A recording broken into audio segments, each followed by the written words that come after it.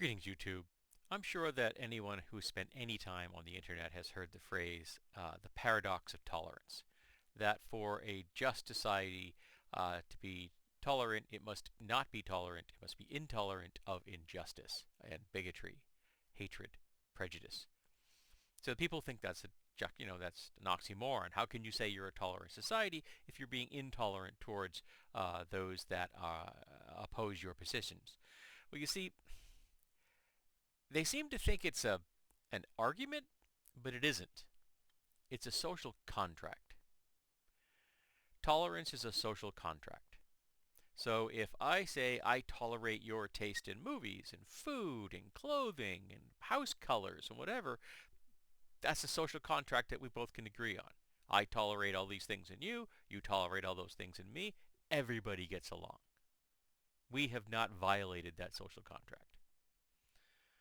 But if someone steps forward and says, I hate plaid people, well, now they are being intolerant towards a group of people for an inherent characteristic, and that breaks the social contract. And so since they've broken the social contract, we don't have to be tolerant towards them anymore. We can say no. Now, if this is a just society, we say no, and they can get sued.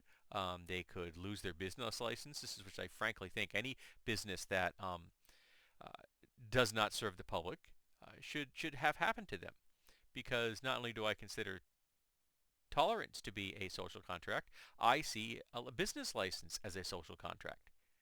That we, the people, give a business a license, a business license. 1 second, I'm going to check something, sorry. And so long as they abide by the best interests of society at large, they get to keep that business license. But when they don't, they shouldn't keep it. And when a business says, I'm not going to serve plaid people, they are violating not only the social contract of tolerance, but in my opinion, they are breaking the social contract of having a business license.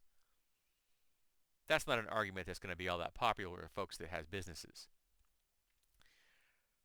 But none of us have to tolerate prejudice and bigotry. None of us have to listen to the bullshit that is going to be espoused by the alt-right and the Proud Boys and the Republicans and all those hardcore folks that can't tolerate the very existence of drag queens and books that say kids should not be beaten and, just there's no one in the universe more fragile than the social conservative.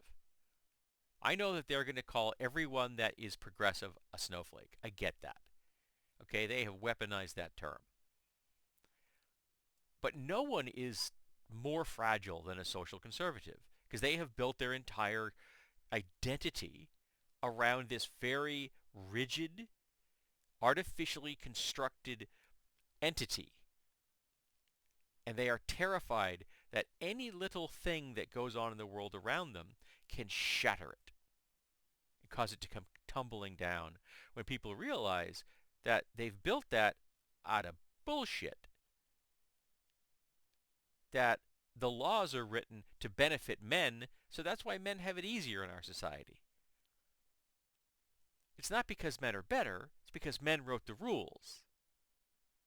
So that's why the rules benefit men. White people wrote the rules. It's why they benefit white people as opposed to brown people and black people and yellow people and red people. Plaid people, if you will. Everybody should benefit from the same rules. Our tolerance should encompass everyone, and those that violate that social contract should go away. We just don't need to be tolerant of them. We need to marginalize them. We need to drive the folks with the white hoods back into the closet.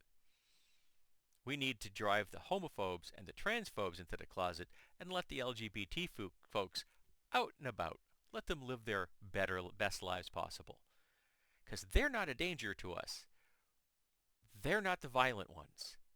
The violent ones are the intolerant folks.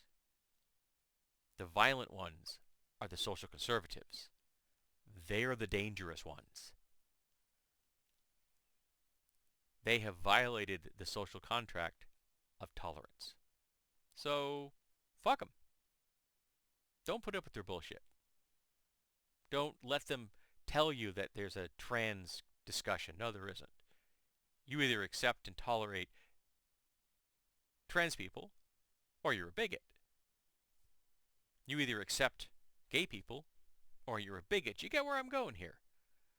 You can either accept people for who they are, or you're a bigot.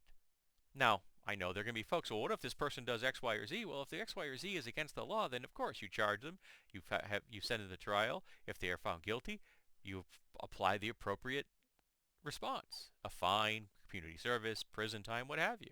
We have lots of laws on the books that cover all kinds of different things. We don't need special ones aimed at gay people and trans people. That's called bigotry. When you target a specific group with a law, that's discrimination. So don't let the folks on the right bullshit you. Tolerance is a contract, and if they break it, we don't have to be tolerant towards them.